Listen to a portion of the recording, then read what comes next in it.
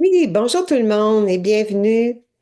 En référence au site missionnaire de la Divine Volonté, je vous présente des extraits d'un évangile et en correspondance à la Divine Volonté. C'est l'évangile de Luc. Ton frère que voilà était mort et il est revenu à la vie. En ce temps-là, les publicains et les pécheurs venaient tous à Jésus pour l'écouter. Les pharisiens et les scribes récriminaient contre lui. Cet homme fait bon accueil aux pécheurs et il mange avec eux. Alors Jésus leur dit cette parabole. Un homme avait deux fils. Le plus jeune dit à son père, Père, donne-moi la part de fortune qui me revient. Et le père leur partagea ses biens.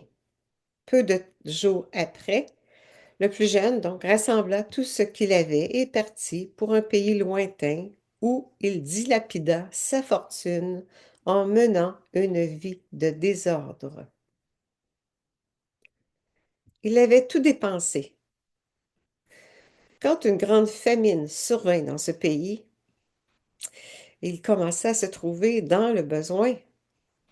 Il alla s'engager auprès d'un habitant de ce pays qui l'envoya dans ses champs pour garder les porcs. Il aurait bien voulu se remplir le ventre avec les gousses que mangeaient les porcs, mais personne ne lui donnait rien. Alors il rentra en lui-même et se dit, Combien d'ouvriers de mon père ont du pain en abondance, et moi ici je meurs de faim. Je me lèverai, j'irai vers mon père, et je lui dirai, Père, j'ai péché contre le ciel et envers toi.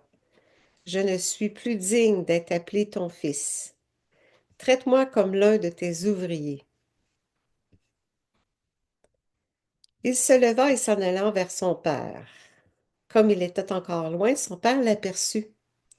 Il fut saisi de compassion. Il courut se jeter à son cou et le couvrit de baisers. Le fils lui dit, Père, j'ai péché contre le ciel et envers toi. Je ne suis plus digne d'être appelé ton fils.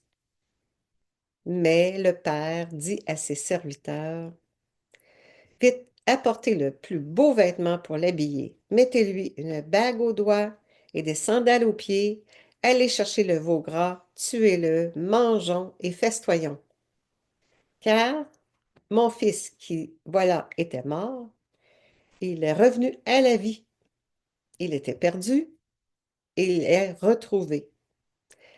Ils commencèrent à festoyer. Or, le fils aîné était au champ. Quand il revint, il fut près de la maison, il entendit la musique et les danses. Appelant un des serviteurs, il s'informa de ce qui se passait. Celui-ci répondit, Ton frère est arrivé, et ton père a tué le veau gras, parce qu'il a retrouvé ton frère en bonne santé. Alors le fils aîné se mit en colère. Il refusait d'entrer. Son père sortit le supplier. Mais il répliqua à son père, Il y a tant d'années que je fais ton service, sans avoir jamais transgressé tes ordres, et jamais tu ne m'as donné un chevreau pour festoyer avec mes amis. Mais quand ton fils, que voilà, est revenu après avoir dévoré ton bien avec des prostituées, tu as fait tuer pour lui le veau gras. Le père répondit, Toi, mon enfant, tu es toujours avec moi, et tout ce qui est à moi est à toi. Il fallait festoyer et se réjouir car ton frère, que voilà, était mort, et il est revenu à la vie. Était perdu et il est retrouvé.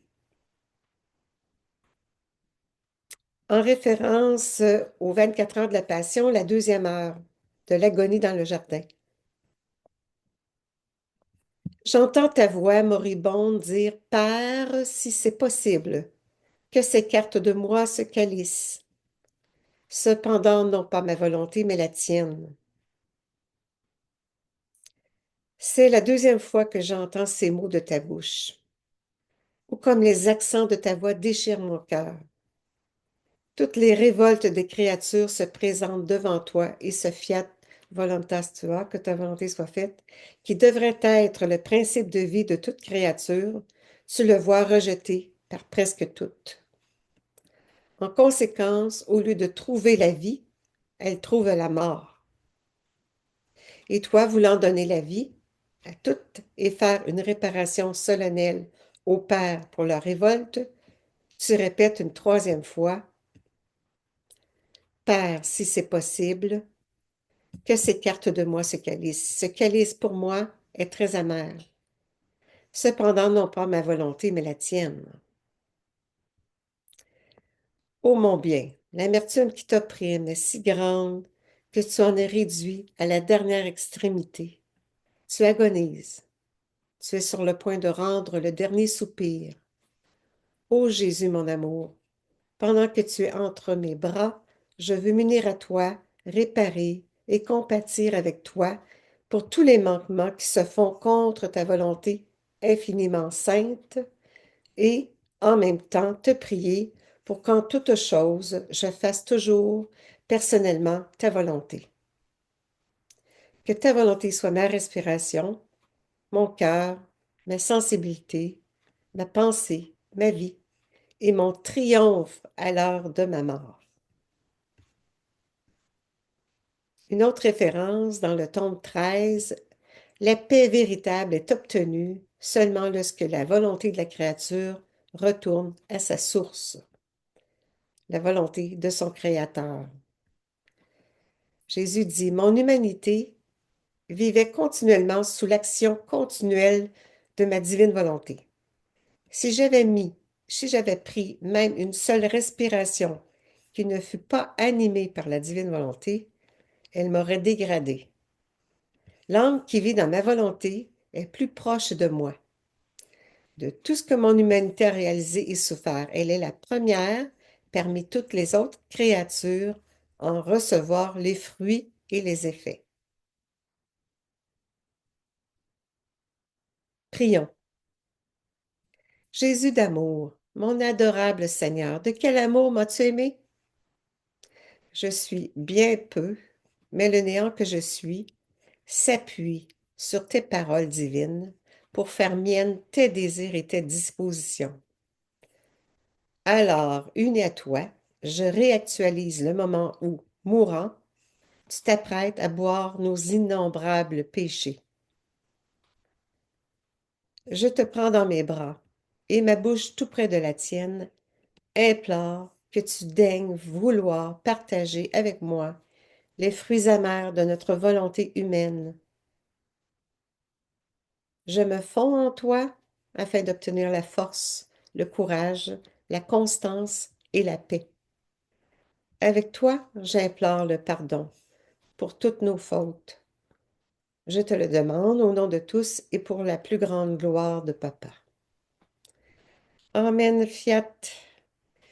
Alors, merci à Ginette pour le montage avec les belles illustrations et que le Seigneur nous bénisse au nom du Père et du Fils et du Saint-Esprit. Amen. Bonne journée.